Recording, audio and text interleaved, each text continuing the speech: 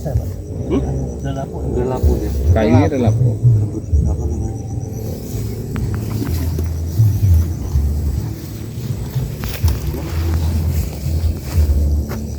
Lagi ikan. Nanti siap. Ikan ini pegang. Kayak sumur bor Oh, jadi- manual. Iya. Terus. Sumur bor manual. Terus.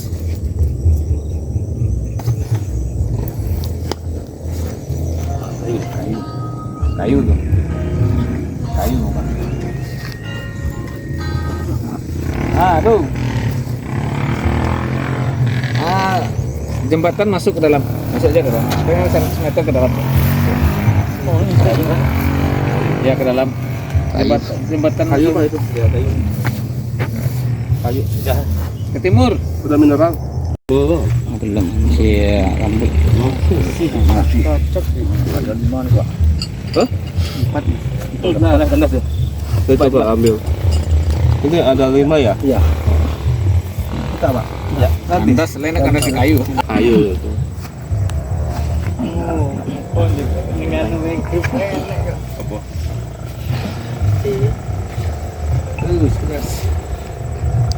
Kedalaman gambut, posisi gambut, kedalaman gambut di ray 9 Masih kayu. atas kedalaman Udah gambut. lumpur udah apa? Udah. Udah, basin nih. Ini Oh ya, tanah liat. Nah ya, nah, ya. ini pipa keempat ya? Ya. Berarti di atas 3 meter. Di atas 3 meter. Foto-foto. 3 meter lebih. Ini kan batasnya. Lihat. Lihat. Batasnya ini kan. Daerah gana aku kata 15 meter Pak. Singkono, Kayak limo. Oh iya, pot dua. Berapa meter dari itu? Dari batas ini ke bawah. Kaget, aku kaget udah pol-pol. 30. 30. Di bawah, di bawah. Iya, bawah. Berapa senti? Sampai atas. 14. Bukan 36 berarti kita 3 meter 60. 360. Ya benar, berarti data saya benar. 3 lebih. Di atas 3. Oke. Oke, pasang kasih patok tuh. patok sini patok. Apa lokasi kan? Kalau ini mineral kafe. Pak Sekjen, ini lokasi ini udah dari sisi fisik kedalaman udah memenuhi persyaratan. Syarat, oke. Ya, di sini ya. Ya. Terus dari sinyal juga dapat kan, nggak bagus, nggak masalah. Ya. Tinggal pemilik lahannya. Sebentar, Setuju Pak. apa enggak? Iya, iya. Kita serahkan pada Pak Sekma. Nah, kalau pemilik lahannya setuju, Ya, oke kita pasang di sini ya. Lunang barat ya. ya Nong Barat Pak, ya Nong Barat. Tapi kalau pemilik lahannya nggak setuju, kita cari lokasi lain. Setuju Pak, saya setuju, sangat setuju lah hal ini. Enggak lo mengganggu tanah. Nggak ganggu. Asalan saya cari dulu Pak.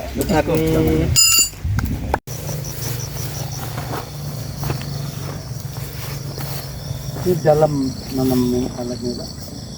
Sampai 2 meter ini sebetulnya kalau ini sih harusnya sampai kedalaman ketemu mineral Pak, ketemu tanah mineralnya sebetulnya. Ketemu mineralnya di berapa dia? Nah, ini kita nggak ketemu sih Pak. Nggak ketemu, berarti masih dalam harusnya ya? Masih dalam. Jauh.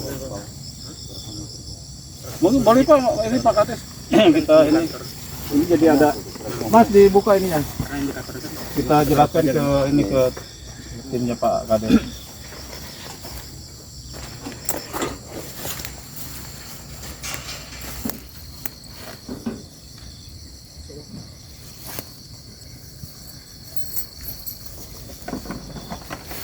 Nah, ini sumur pantaunya Pak, sumur pantau untuk airnya untuk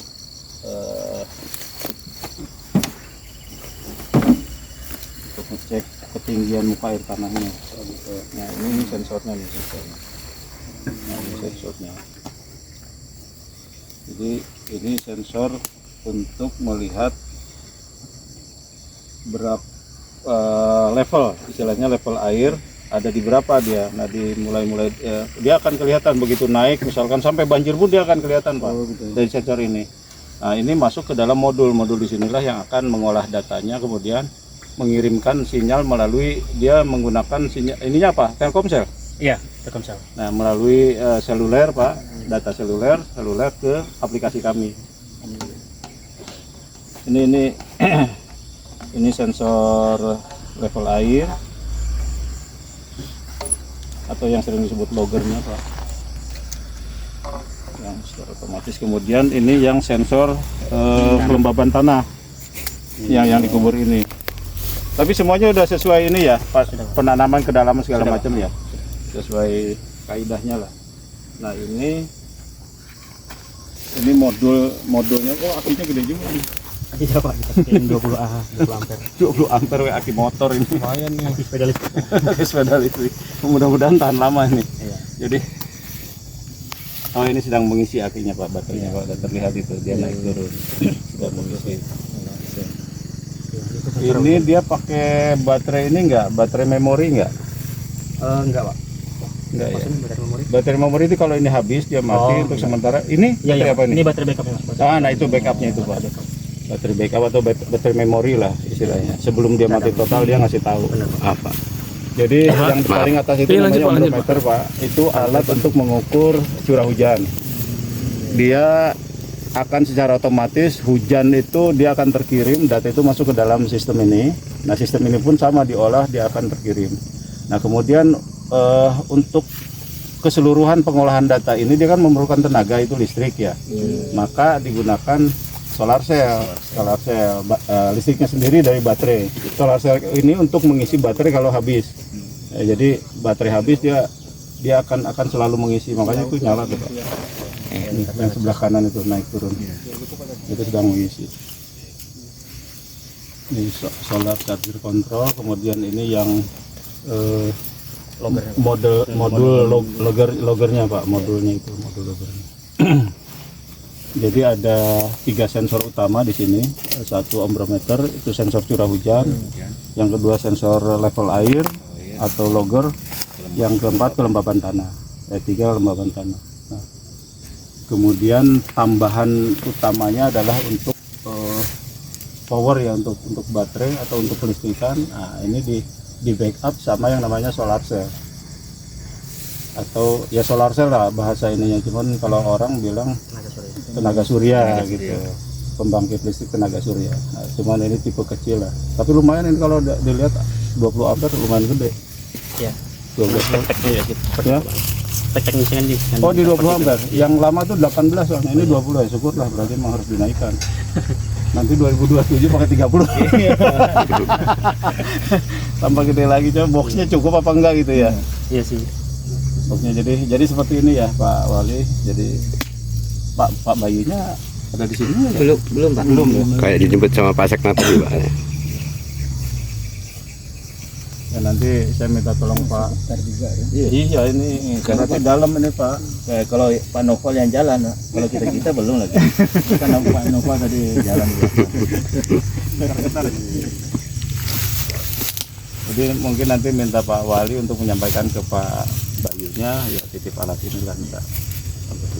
Enggak, ini kalau nggak repot cuman ngebersihin ini aja jalan. Ini cabut aja nih apa? Bibit takut tumbuh nanti kita lupa. Sawit.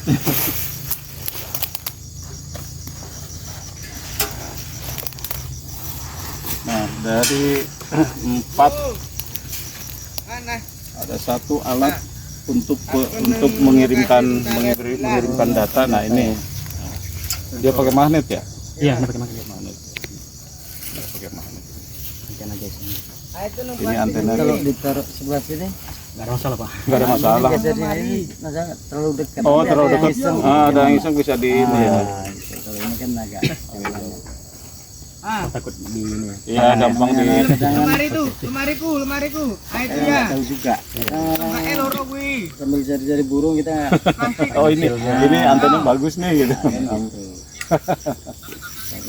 Iya yang kabel biru tuh. Itu kalau yang ada di beberapa. Ada beberapa fungsi, ada untuk mengukur intensitas curah hujan, mengukur tinggi muka air tanah, dan sensor tanahnya. Dimulai dari atas itu namanya sensor curah hujan. Jadi curah hujan ini yang digunakan menggunakan sensor single spon. Jadi seperti sendok gitu. Ketika nanti ada hujan yang masuk ke dalam corong ini, dia akan berbunyi seperti cetek-cetek gitu. Itu dia sensornya berarti ngebaca. Dia seperti sendok.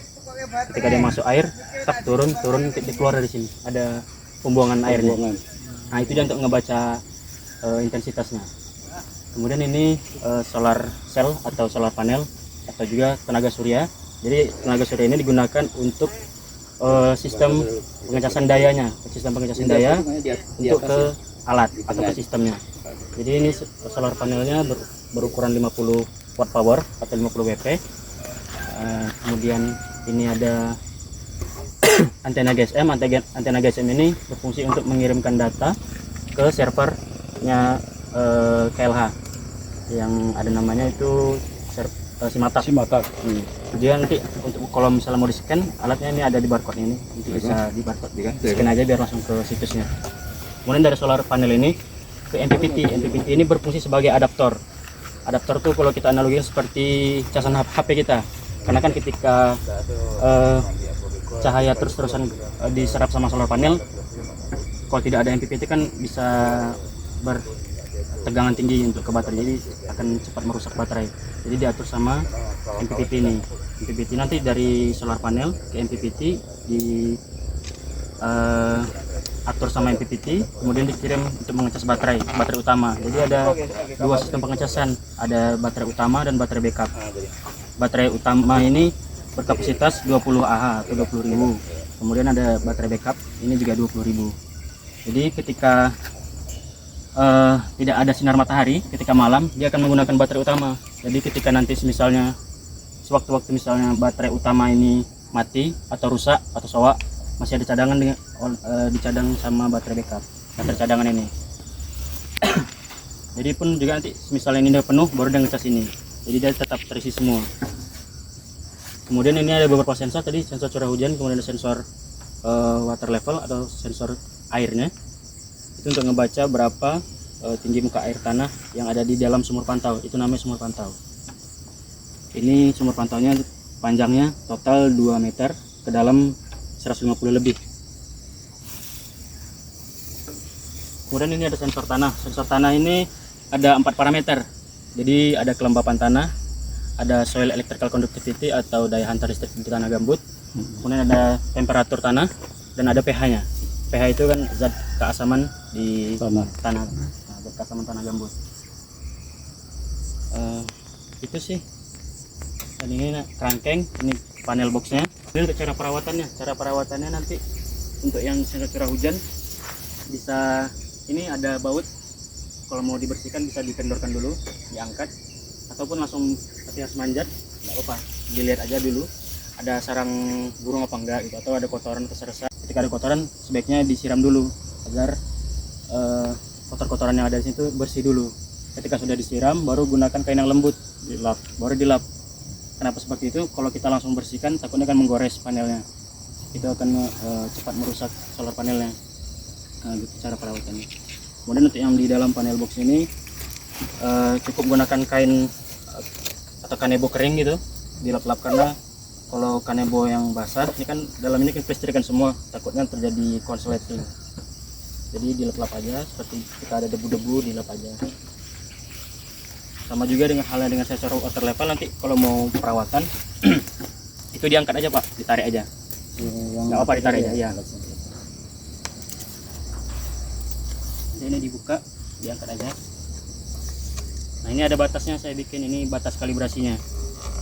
Kalibrasi itu udah mengikuti berapa tinggi pipa total sama tinggi pipa yang ada di luar atas permukaan tanah. Ini sensor water levelnya. Cara membersihkannya ini nggak apa-apa dipegang, gunakan air bersih, karena kan ini di gambut ya pasti akan mengendap biasanya. Jadi dibersihkan aja menggunakan air bersih, baru dilap. Kalau sudah dilap, kembalikan lagi ke dalam, taruh sampai batas ini kabel tes ini. Itu per berapa lama itu bisa dilakukan pembersihan itu? Alangkah baiknya sebulan sekali Pak. Sebulan sekali ya minimal. Pengecekan berarti. Iya.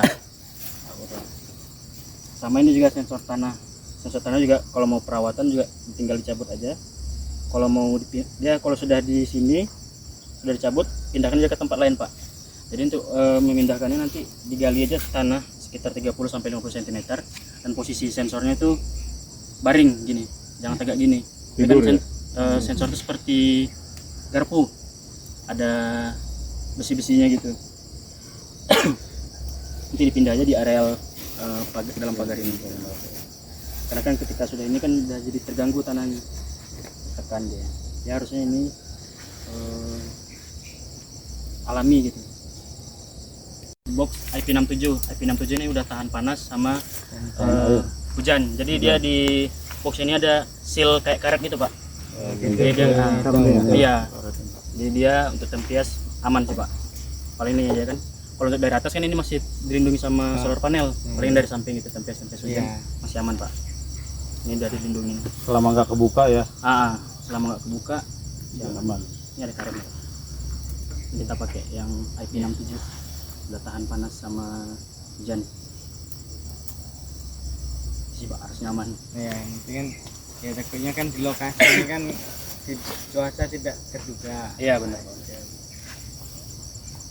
Oh satu lagi ini di dalam box ini juga ada ini sensor temperaturnya Pak. Jadi dia sensor temperatur ini untuk mengukur suhu yang ada di areal pekarangan. Kalau untuk menghindari itu kan Pak, kita harusnya dari tim kita juga monitoring selalu. Iya Jadi betul. ketika nanti ada indikasi suhu yang tidak normal, itu kami akan menginfokan dulu untuk memastikan juga ke mungkin ke PIC-nya, ke Bayu. Nanti untuk memastikan dulu kondisi di sana seperti apa. Apakah memang ada data anomali terkait sensor suhunya, atau memang terjadi sesuatu di lahan sini. Terus untuk emergensinya, untuk penyelamatannya harusnya semuanya sih Pak. Semuanya ya? Semuanya, semua komponen harus diselamatkan. Ya iya sih susah ya. Iya. Kalau ini kan Ke mobil. Biar nggak ada sampah di sini. ini kan kemarin dah Itu tuh satu lagi tuh. malaman ini. Itu tuh yang putih-putih itu. Jangan sampai ada sampah mudah ini. Iya, nah. Konstruksi kan. Iya.